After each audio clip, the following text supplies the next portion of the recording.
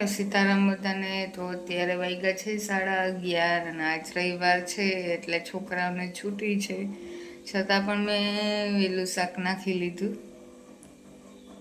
એટલે ડેઈલીથી થોડુંક મોડું, નકર 11:30 તો હું નાખી શાક એટલે ચડતું થાય. 11:30 રુદ્રને તૈયાર કરી લઉં તો ચડી જાય શાક, અને પછી રોટલીનો લોટ પણ બાંધેલો હોય એટલે એ લઈ જાય ને ખાઈ નહીં જાય. એટલે જો અત્યારે મારું શાક ચડે, લીલી ડુંગળીનું કર્યું. વૈસે તો અત્યારે આ વરસાદના હિસાબે શાક એટલા આવતા હે નહીં, અને આવે પાણી ચડેલા હોય અને સ્વાદ નથી આવતો. એટલે થોડુંક હવે વાતાવરણમાં ચેન્જ થઈ જાય તો શાક બકાલા સસ્તાઈ થાય અને શાક બકાલા આવવાય માંડે. અને અત્યારે તો બહુ ઓછા આવે. હવે તો શિયાળામાં તો બહુ મસ્ત મસ્ત લીલોતરી બધી આવશે. અને આ વરસાદના લીધે અત્યારે નથી એવી, નક આવી ગઈ હોય. અને પોરબંદરમાં વાતાવરણ છે ને, રાતે ઠંડી લાગે અને બપોરના ગરમી થાય એવું છે. અત્યારે આજે 11:30 મેં શાક ચડવા મૂકી દીધું અને ચડે છે. અને તેલમાં જાને તો ચોળવાનું હોય એટલે એમાં થોડાક હું પછી માથે ગાંઠિયા નાખીશ. અમે હમણાં હોટલમાં જમવા ગયા છે ને, ન્યાય હતું. એ બહુ કરે આ હોટલમાં આનું, ગુજરાતી હોટલમાં આનું શાક અત્યારે આવે. અને એ લોકોને તો 4-5 કરવાનું હોય, આપણે તો એક કરવાનું હોય તો કાયમ જ વિચાર આવે કે કેવાનું કરવું હોય. બકાલું છતાંય પણ એમ જ વિચાર આવે કે કેવાનું કરવું શાક. અને બકાલું ન હોય તો એમ થાય કે શું લેવું. એટલે ડેઈલીનો આ બધાય ઘરમાં એ પ્રશ્ન હશે જ. અને મારે ડેઈલી થાય એવું. અને છોકરાઓને આજે રજા છે તો એ લોકો રમે. અને ઓલિયું બે તો હોસ્ટેલમાં વયું ગયું, વિશુરી એની ખુશી. ને આજ ખેરે જાજા દિવસ થઈ ગયા હતા એટલે થોડુંક ઇમોશનલ થયું હતું અને રોયું થયું. થોડેક સુધી રોત્યું ગયું હતું હોસ્ટેલ મૂકવા ગયા ત્યારે. અને એ વિડીયો તો મેં શૂટ નથી કર્યો, કારણ કે એનો ટાઈમ જ મૂકવાનો અલગ જ હતો. એમ મને એવું કે 5 વાગે જાય, પણ હું એ લોકો 4 વાગે નીકળી ગયા હતા. અને પછી કંઈ એવું ઉતાર્યા નથી, વિડીયો નથી ઉતાર્યો. ને આજ ખેરે 15-20 દી રહ્યા એટલે વધારે થાય. નકર તો એ શનિ રવિ 2 દી આવે અને રોકાઈ જાય. પણ આ વેકેશન હતું એટલે 15-20 દી થયા એટલે થોડુંક થાય એને અહીંથી ઘરેથી ને જાતા ન કરે. પણ એક વિચાર અત્યારે મને કાલે એ જ આવતું હતો કે જ્યારે છોકરીઓ અહીંયા એના ઘરે જે મોટી થયું હોય, જે બેન ભાઈ હારે એના ભાઈ ને બેન હારે એટલી રમ્યું હોય, એના મા બાપે એને બધાય શોખ પૂરા કર્યા હોય. નાજો એટલે ગમે એ ગરીબ હોય અમીર હોય એ નહીં, પણ જે છોકરી માટે એના મા બાપ બહુ ઘણું બધું કરે, એની ઈચ્છા બધી પૂરી કરી હોય. અને પછી જ્યારે સાસરે જવાનો ટાઈમ આવે ત્યારે હું કાલે જ વિચાર કરતી હતી કે કેવું થાય કે એક બધા ઘરમાં આમ બોલતા નહોતા, ગમતું નહોતું, એવું થઈ ગયું હતું. પણ એ જ છોકરીને આપણે જ્યારે ટાઈમ આવે ત્યારે આ લાઈફ ટાઈમ માટે એને બીજાના ઘરે સોંપી દેવી પડે. અને આ છે જો છોકરીઓનું જીવન. છતાં પણ એક સ્ત્રીની અને એક ગર્લ્સની, હવે તો જોકે જમાનો બદલી ગયો, નકો પહેલાં તો બહુ વેલ્યુ નથી કંઈ એમ. અત્યારે પણ હાલમાં ઘણા ઘરમાં એવું પણ સાંભળવા મળતું હશે કે સ્ત્રી કરે છે શું કામ, બહાર કામ ન કરતી હોય. સ્ત્રીને હંમેશા એ સાંભળવાનું રહે જ. જે કામ કરતી હોય એને તો એની રીતના જ જીવતા હોય. અને અત્યારે તો એ જ જમાનો હોય, છોકરાની બરાબર થઈ ગઈ, છોકરી પણ અને કામ પણ કરે છે. અને એને જે ઘરે બેઠી હોય ને એને તો એ એકતાનો મળતો જ હોય કે એના પુરુષ પાસેથી, એના હસબન્ડ પાસેથી તમે આખો દી કરો છો શું. પણ સ્ત્રી છે ને એ ઉઠે ને ત્યાંથી તે રાતના સૂવે ને ત્યાં સુધી બીજાનું જ વિચારે, અને બીજાના વિચારીને જ એ પોતે જીવતી હોય.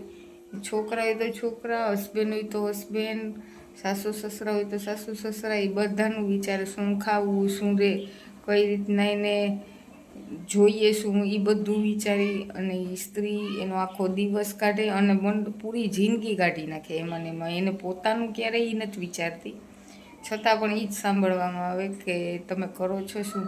કરીએ હું સવારના પોરમાં ઉઠીને પહેલાં તો નાસ્તાનું, પછી આપણે શેફનું કામ આપણે કરીએ, વોચમેનનું કામ આપણે કરીએ. સ્ત્રી ઘરનું ધ્યાન એ જ રાખે.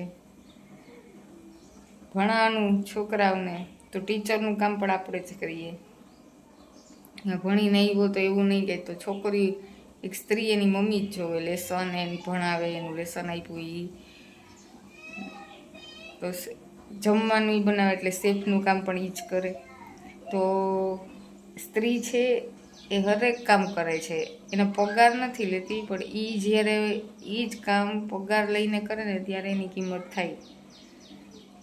અને આપણે માણસને કેવું છે કે જ્યારે આપણી પાસે હોય ને વસ્તુ હોય કે કોઈ પણ ઇન્સાન હોય ત્યારે એની કિંમત આપણે ક્યારેય નથી કરતા, પણ જ્યારે લાઈફમાંથી હંમેશા માટે વયું જાય ઇન્સાન કે વસ્તુ ત્યારે આપણે એની કિંમત કરીએ છીએ. એટલે જ્યાં સુધી માણસની પાસે તમે અવેલેબલ હંમેશા હોય ને ત્યાં સુધી એની કોઈ દી કિંમત નથી કરતું એ માણસ, અને જ્યારે ન હોય ને ત્યારે જ એની કિંમત કરે.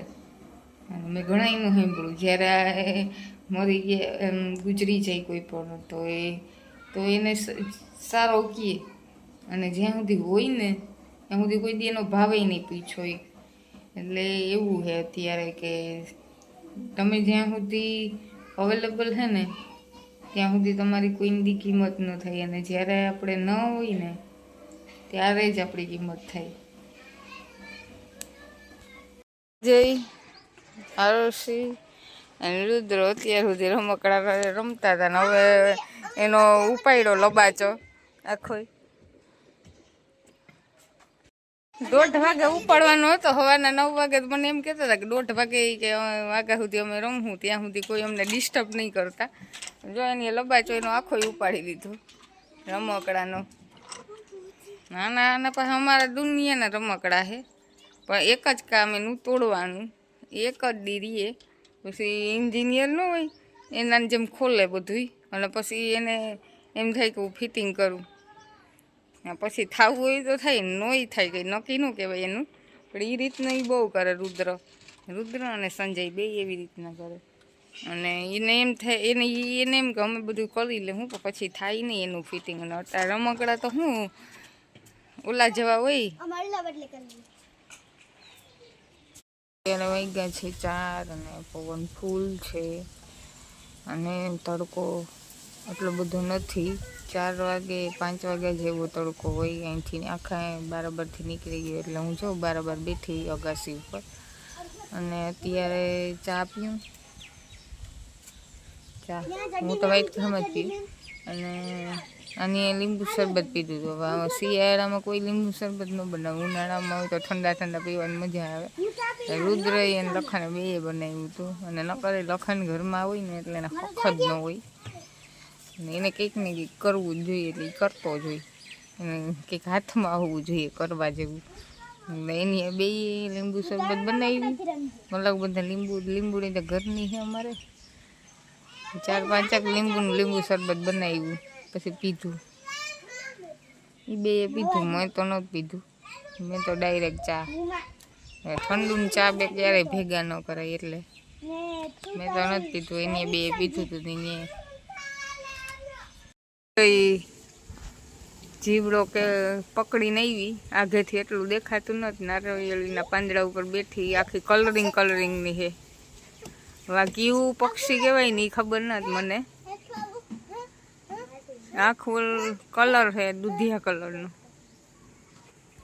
વાગી ગયા છે, અને મેગી મેં બાફવા મૂકી દીધી છે. અને આ સાઈડ કોબી જે તેલમાં ચોળવું છું, જે આ કોબીવાળી મેગી છે એ રુદ્રને બહુ ભાવે, ને એટલે મેં નાખી. એમાં મેગીનો મસાલો મેં જે આવ્યો તો એક નાખ્યો, અને એક જ છે બાકી. ને મેગીનું કેટલા દિવસનો રુદ્ર કહેતો હતો એટલે મેં આજે કરી દીધી. કેટલા દિવસથી કહેતો હતો હું તો બહુ ઓછી કરી દઉં મેગી, તો ઘરનું ખાઈ વધારે સારું, મેગીનું હેવા થાય તો પછી ડેઈલીનું થઈ જાય એટલે, ને આ બહુ સારી નહીં પેટમાં. એટલે પછી આજે ઘણા દિવસ થઈ કહેતો હતો ને તો આજે મેં કરી દીધી.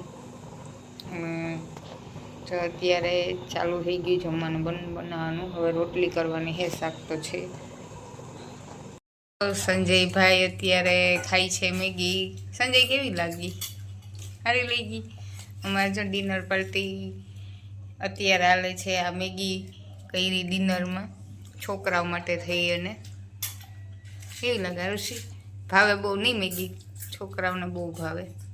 મને બહુ આજ મેગી ખાવા બનાવી, મન છૂટું એટલે આમાં નવા જવું પડ્યું. જેમાં બનાવી હતી એમ જ.